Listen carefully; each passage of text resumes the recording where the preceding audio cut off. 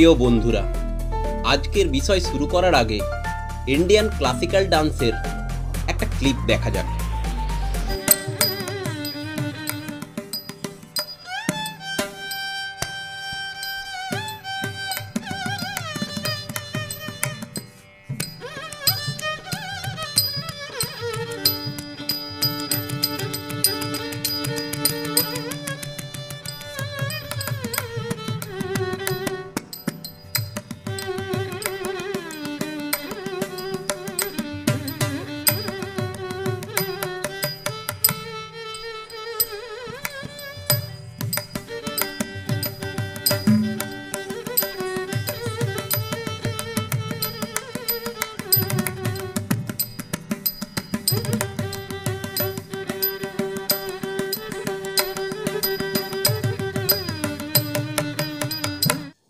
আচ্ছা বলুন তো, এটা কোন ধরনের নৃত্যশৈলী?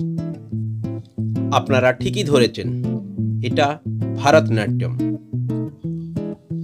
আচ্ছা এবার বলুন তো, শিল্পী নৃত্যের মাধ্যমে একটি বিশেষ চিত্র ব্যক্ত করার চেষ্টা করেছেন। একটু ভেবে বলতে পারেন কি দেখাতে চেয়েছেন উনি? এবার দেখুন, প্রশ্নটা একটু কঠিন হয়ে গেল এবং আমিও প্রথমে বুঝতে পারিনি, এবং পরে আমি ডেসক্রিপশন বক্স দেখে বুঝেছি যে এখানে শিল্পী তুলে ধরতে চেয়েছেন একজন গ্রাম্য গোয়ালিনীর কথা, যিনি দুধ থেকে মাখন তৈরি করছেন এবং সেই মাখনকে ভাঁড়ে সুন্দর করে সাজিয়ে ঝুলিয়ে রাখছেন এবং কিছু ভাঁড় তিনি তার মাথায় চাপিয়ে নিচ্ছেন। যদি আপনারা সম্পূর্ণ ভিডিওটা ইউটিউবে দেখে থাকেন তাহলে দেখবেন শিল্পী সামগ্রিক ভিডিওতে প্রভু শ্রীকৃষ্ণের শৈশব লীলা অসামান্য দক্ষতায় নাচের মাধ্যমে তুলে ধরতে চেয়েছেন।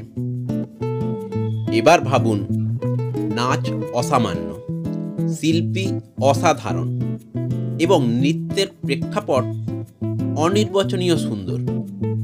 কিন্তু এই সমস্তই তখনই সুন্দর যখন সেই নৃত্যের ভাষা আপনি বুঝতে পারবেন। বাস্তবে নৃত্যের ভাষা যদি আপনি বুঝতে পারেন তাহলে এই ভাষা যে আপনাকে কতদূর পর্যন্ত পুরস্কৃত বা চমৎকৃত করতে পারে, এবার তারই একটা গল্প শোনা যাক। কোনো জায়গায় ভালো মিষ্টি রস ভরা ফুল দেখে শ্রমিক মৌমাছি মৌচাকে ফিরে এসে বাকি শ্রমিকদের সেই খবর দিয়ে দেয়।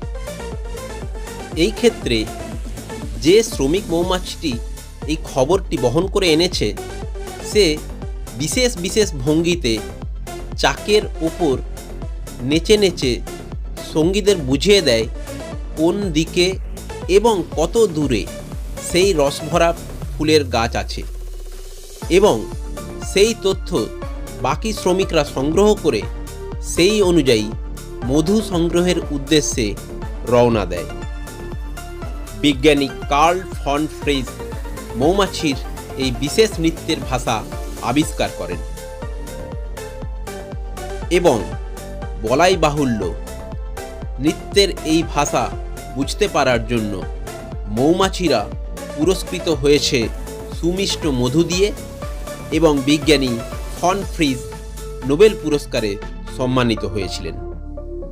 সুতরাং প্রিয় দর্শক, আপনারা অবশ্যই ডান্সকে এনজয় করুন এবং একই সাথে সাথে ডান্সের ভাষাটাও বোঝার চেষ্টা করুন।